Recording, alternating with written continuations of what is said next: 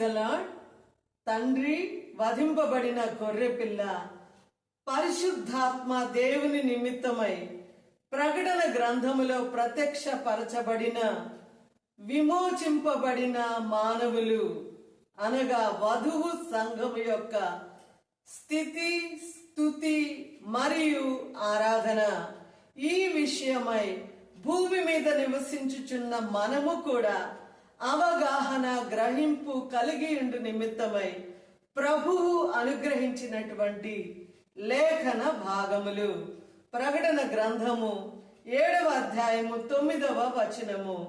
అటు తరువాత నేను చూడగా ఇదిగో ప్రతి జనములో నుండి, ప్రతి వంశములో నుండి, ప్రజలలో నుండి, ఆయా భాషలు మాట్లాడు వారిలో నుండి వచ్చి ఎవడును లెక్కింపజాలని ఒక గొప్ప సమూహము కనబడెను.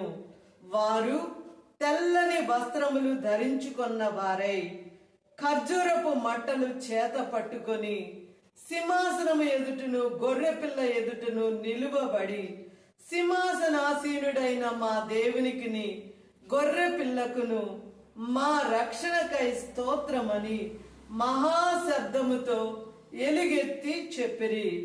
ప్రకటన గ్రంథం 7వ అధ్యాయము 13వ వచనము.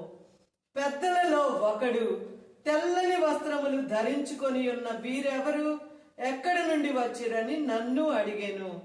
అందుకు నేను, అయ్యా నీకే తెలియననగా అతడు ఈలాగు నాతో చెప్పెను, వీరు మహాశ్రమల నుండి వచ్చిన వారు, గొర్రెపిల్ల రక్తములో తమ వస్త్రములు ఉదుకుకొని వాటిని తెలుపు చేసి కొనిరి. అందువలన వారు దేవుని సింహాసనము ఎదుట ఉండి రాత్రింబగళ్ళు ఆయన ఆలయములో ఆయనను సేవించుచున్నారు. సింహాసనాసీనుడైన వాడు తానే తన గుడారము వారి మీద కప్పును. వారికి ఇక మీదట ఆకలి అయినను దాహమైనను ఉండదు. సూర్యుని ఎండ అయినను ఏ వడగాలి అయినను వారికి తగులదు. ఏలయనగా సింహాసన మధ్యమందుండు గొర్రెపిల్ల వారికి కాపరి అయి జీవ జలముల బొగ్గల యొద్దకు వారిని నడిపించును. దేవుడే వారి కన్నుల నుండి ప్రతి బాష్ప బిందువును తుడిచివేయును. హల్లెలూయా, ఆమేన్.